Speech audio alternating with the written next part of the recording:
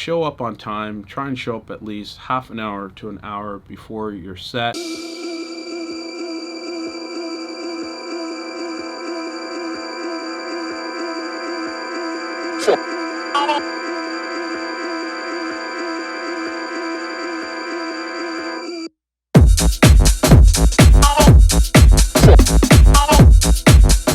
What's up, fam? It's your boy Demuir here, purveyor of all sounds underground. Thank you for joining me on my YouTube channel today. I'll be discussing the topic of dumb things that DJs do. Part 1, because there's a lot more to this. But before we jump into things, what I need from you is that SLC, hit subscribe, like, and comment.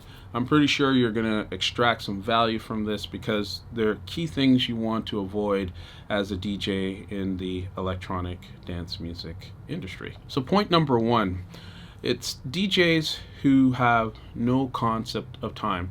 And what I'm referring to is when you are booked to play a set, show up on time. Try and show up at least half an hour to an hour before your set.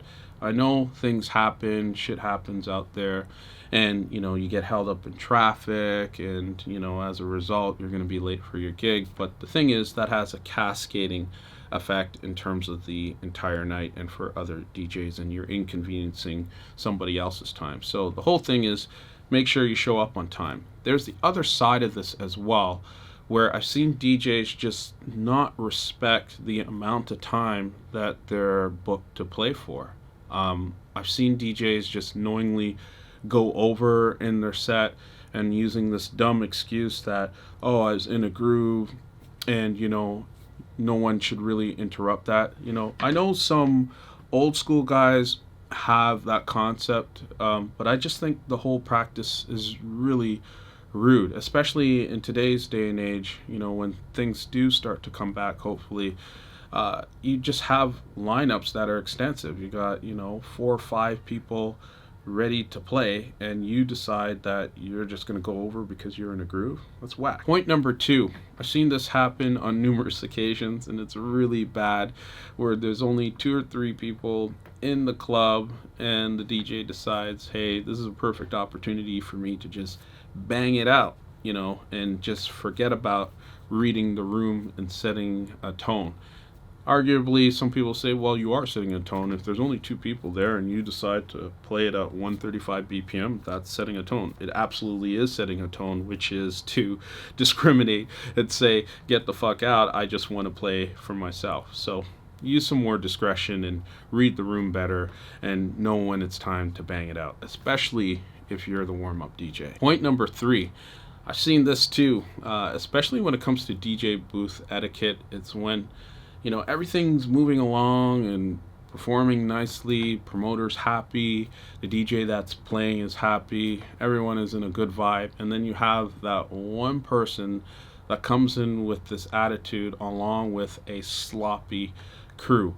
And when I say sloppy, I'm talking about people who are friggin' high, just out of their tree, spilling drinks on stuff, pushing people around, just complete disregard for what's going on in the booth, and as well for the other people in the club. It's just not cool, because at the end of the day, it's just a bad reflection on you if you choose to bring people who are sloppy. They are indeed a reflection of you. Point number 4 is whack handoffs. And what I mean by this is, you're supposed to be finishing in about 10 minutes, and then the next DJ just decides to start setting up and limiting you to only 2 decks when there's 4 decks available, and they could be integral to what you want to do in terms of finishing off the set.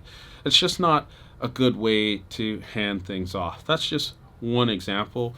Another example is people ejecting your USB while it's playing. I've actually had that happen to me, and I could say it really leaves a bad taste in your mouth, and you remember it forever. You remember the person who did it forever, and in some cases you just don't want to work with them again. So watch out for the handoffs. Point number 5, this one is a nice juicy one. I know depending on where you are in your career, it probably doesn't really matter, but you probably have seen this, where you're booked to play somewhere, and one of the DJs decides to add their corny boyfriend or their corny girlfriend to the bill.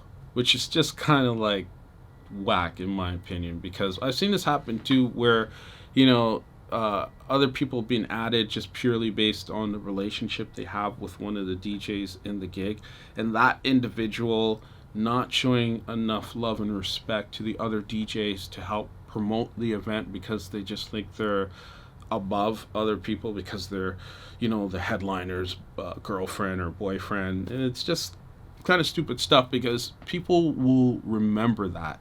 And because of that, and depending on where you want to go in your career, it's important that you remember that people will never forget how you made them feel. And last but not least is point number 6, and we see this a lot in the commercial EDM world, which is DJs actually not DJing.